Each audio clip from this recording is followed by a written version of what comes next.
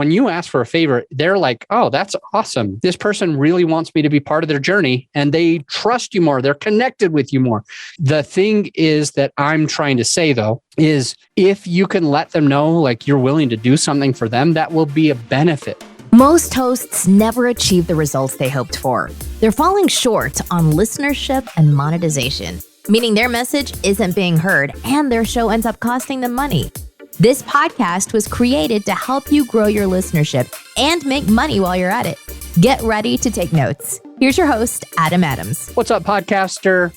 We talked on this podcast a few times. How can you get more ratings and reviews for your podcast?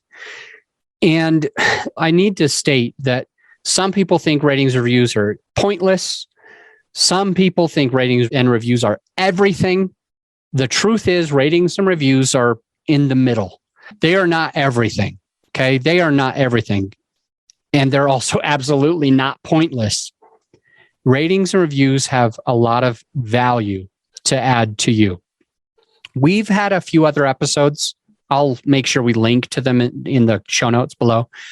We've had a few other episodes where we talked about some strategies. For example, the 104 different people that you need to reach out to, how to reach out to them, how to call them, how to schedule it to do 2 a week. All of that episode's down below. So we'll make sure that it's there for you. I think it was episode 160. I'm trying to go off of memory, but the point is my team knows and it's already in the show notes. With ratings and reviews, they are not everything. And they are absolutely nothing either. They are important. They are helpful. They have a purpose and a value. And they can actually help you get ranked on different places. And why does ranking matter? Ranking your podcast isn't just like, oh, I'm so awesome because my podcast is ranked. You actually get more listeners. So by getting more ratings and reviews, it will allow you to get more listeners, allow you to get ranked, allow you to add more value to other people and leave your legacy and make an impact and an income through your podcast. So you do want that. And this social proofing is a great way to do it. You probably remember we talked a lot about that 104 things and calling 2 people a week. That is a very good strategy. This one's a little bit different. This one is utilizing the social media platforms to get in front of more people. And it's kind of cool because you can do this from your phone or you can do it from your computer. It's the same either way.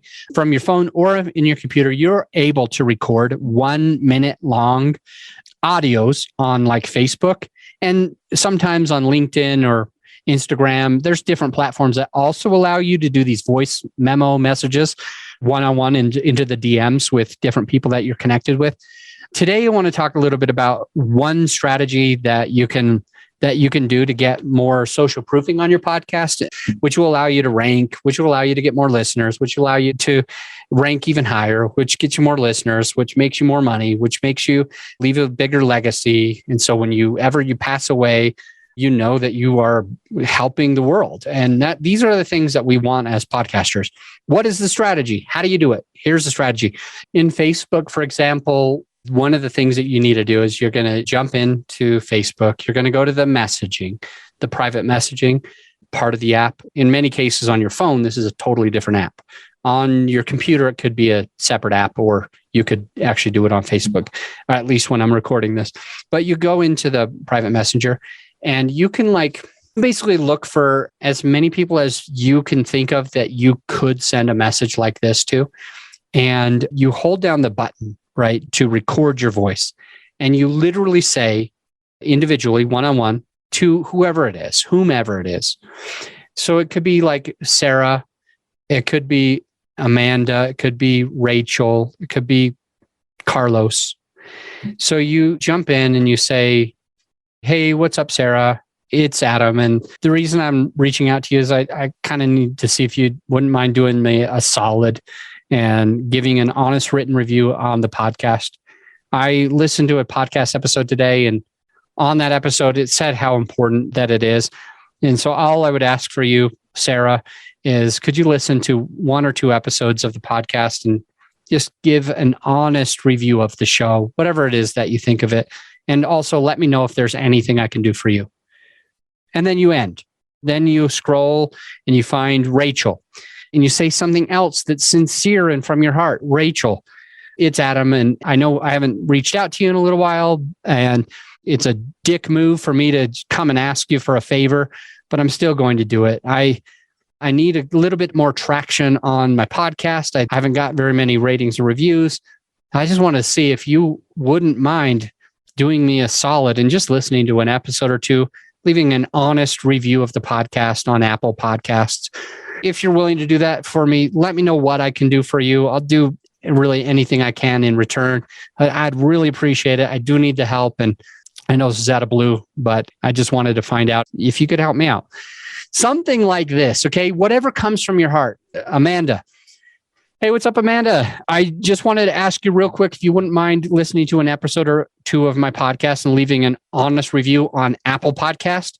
That would really help me out. That would really help me get to the next level on the podcast. I want to add as much value as I can to the world, and you would be doing me a solid. And by the way, Amanda, if there's anything I can do for you, please let me know, because I don't want this to be just me asking for favors and not doing anything back.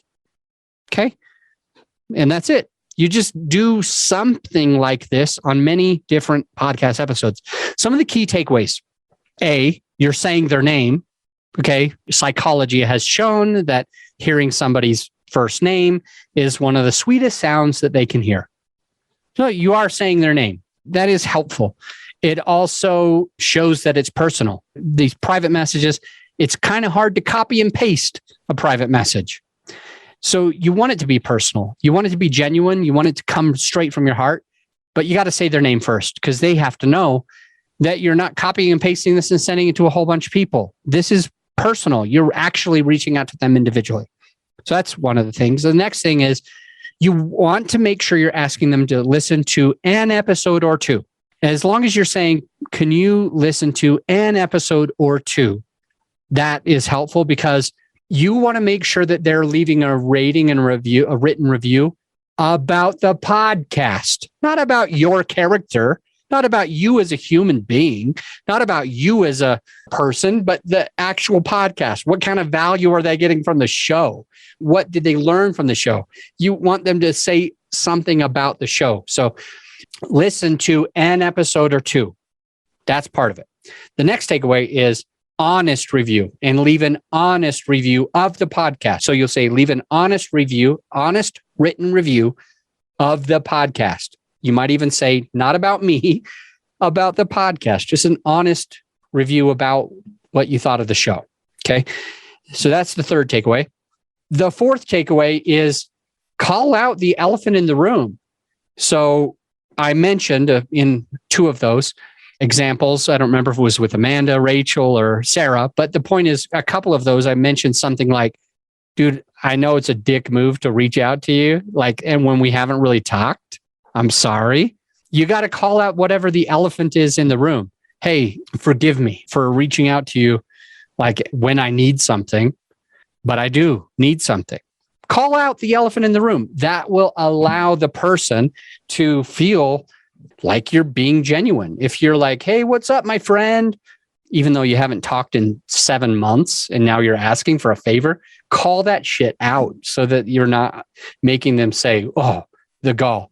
For example, Eminem on the movie 8 Mile, he came in and he took away all of the possibility for the other rapper to diss him by saying, I do live in a trailer park. What are you going to say about that? I do live with my mom. My mom is a drug addict. So what? But he's calling it out. I need you to call it out too, because if you hide that stuff, they're going to be thinking it anyway. So you got to just be open, call out the elephant in the room. Last is you want to, if it's authentic, if it's real, if you believe it, you want to offer them something. You want to let them know that it's going to be reciprocal. They're going to most people are actually going to be happy that you're asking them for a favor. Sounds ridiculous, but psychology has also shown that when somebody asks you for a favor, you trust them more, because you know that they trust you enough to ask you for this favor. It probably was hard for them. And so you already feel more connected to them, more like a closer relationship. Asking for a favor is the weirdest thing because you think you're putting somebody off. You think you're offending somebody, upsetting somebody. But when you ask for a favor, they're like, oh, that's awesome. Like this person really wants me to be part of their journey and they trust you more. They're connected with you more. The thing is that I'm trying to say though, is if you can let them know, like you're willing to do something for them, that will be a benefit. You say, Sarah, Amber, Ashley, Carlos, I don't know what I can do for you, but I do need a favor. Can you help me with this one thing? And then just let me know how I can repay you. Boom. Can I take you out to coffee? Can I buy you something? Can I send you a mug? Can I interview you on the podcast? Whatever you think, try to offer something so that they know that it means a lot to you. And that's only going to make it even stronger, more likely that they're going to do the thing. Leave you the honest written review. So going back to kind of basics, what is the step-by-step? You are going to go on to social media platforms. You're going to utilize this voice recording thing, and you're going to send it to a bunch of people. Most of these voice recording time limits are 60 seconds. Watch out for that. You want to make sure you're cutting it short. And then you're going to go one after one. You're going to get as many people as you can and you think might do it. And by the way, you're going to only get like half of them. So let's just say you want 100 written reviews. You're probably going to have to contact like 200 people this way. It's a lot of work, but you know, they say it's not easy, but it's worth it. Most of these things that are personal, most of these things that are one-on-one, most of these things that take you some effort, they get you the best results possible. You'll get Sarah and Amber and Ashley and Carlos and Rachel. You'll get these people to listen to an episode or two. You're going to get credit for the downloads. You're going to get credit for the listens. You're going to get credit for the ratings and reviews. You're going to get credit for them coming back and binging and listening to more than one. You're going to get credit for them taking the time to leave the honest feedback and the social proofing. You're going to get credit by having other people that see these reviews, these honest reviews, to believe in the podcast and to try the podcast. And I'm going to leave you with this. What is the main reason that you love Amazon? Why do you enjoy purchasing things on Amazon? Well, there are 3 reasons, but one reason is the most. Reason number 1, you have the ability to buy things in your underwear. You don't have to put on clothes. It's kind of cool. And if you want to go to the store or the mall, you kind of have to put on clothes or you're going to get arrested in most countries. So, you like it because you don't even have to put on your clothes. You don't have to do your hair. You don't have to do your makeup. Awesome. Good for you. That's one reason that you love Amazon. Reason number 2, you don't have to drive anywhere. You don't have to go and find that this place is out and then drive somewhere else and find that they're out of the thing, go somewhere else. You don't have to go to multiple different places. You don't even have to leave your house. You're able to get almost anything you want on Amazon. So you're really happy about that. The third reason that you love Amazon is because when you jump on Amazon and you see a product that you haven't bought before, you have the ability to see what other people think about it. This is the social proofing. This is where you, when you're on Amazon, you actually go and look up the ratings and reviews of different products. Oh, well, this one has 3,000 reviews and it scores 4.5. This one has 2 reviews and it scores a 5. Which one are you going to pick? The one that has thousands of reviews and is a 4.5. You're not going to pick the one with 2, whether it's a 1-star review, a 2-star, 3-star, 4-star, or even 5-star. If it only has 2 people that have ever said anything about it, you can't trust that. So you love Amazon as the third reason. Yeah, you can do it in your underwear. You don't have to drive anywhere, so you can accomplish more. But also because you can see what other people think about it. What have other people said about it? Is it soft? Is it cozy? Is it warm? Does it last? Is it fit to size? Does it have the right chemicals that does the right thing? Or can you microwave it? Or will it break if you do this? How strong is it? How long does it last? All of that stuff that you want to know, you can find out because of the ratings and reviews.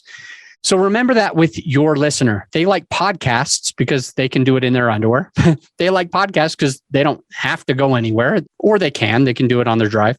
But they also want to know your podcast because they want to know what other people are saying about it, because they can easily scroll down on Apple and read what other people have said. If you have 2 reviews, 50 reviews, 3,000 reviews, they're able to get a real good idea if they should even spend their time, effort, or money on this product, services, or podcast. So I want you to just remember that although some people say reviews are meaningless, they don't contribute, they're absolutely wrong. We make our decisions based on the social proofing of other people that have taken that product, that service, that podcast. That I will tell you, when I'm trying to watch movies on Amazon Prime or Netflix or whatever, when I'm trying to watch movies or shows, I'm sorry, but I like to pick the top 10. I'm sorry, but I'm just telling you, if it's popular and lots of people are listening to it, that social proof gets me hard. I go to it and I'm like, oh, well, everybody seems to like it's one of the top 10 right now. I should listen to it too. Or I'll look up a movie and it gets a 2.5 stars and I see that 3,000 people have rated it. I'm not going to waste my time watching that movie. I'm sorry. If most people that have gotten that product or service or podcast or movie, if most people think that it's less than a 3, less than a C average, why would I waste my time and energy? And that's the same thing for your people. If you want to make sure that they can pull up your podcast and see if it's worth a darn, you've got to have ratings and reviews. And this today is just one solid way of getting more people to give you that social proof. And I will leave you with that. I'll see you on the next episode. You're not alone if you're ready to either get your very first affordable microphone or if you're ready to upgrade your equipment to some legit podcasting studio equipment. Because on all of the forums over the last few months, I'm seeing this all the time. Even my own personal clients that work with my team, they're ready to get that next microphone. They're asking us for it. Additionally, when I'm on discovery calls with potential clients, they're always asking for this stuff. Hey, what mic do you recommend? Hey, what lighting do you recommend? What webcam should I be using? So many questions. And so what we did, my whole team has put together a PDF so that if you're one of those people who is looking to either get your very first affordable microphone, or if you're ready to upgrade your equipment to more professional podcast studio equipment, whether it's soundproofing or whatever, we've got you covered by going to growyourshow.com/PDF. And you can download the PDF for free, or right there on the webpage is everything that you would have and you don't need to download the PDF. Either way, just go to growyourshow.com/PDF, which will put you to the podcasting equipment that me and my team have personally vetted. I'll see you on the next episode.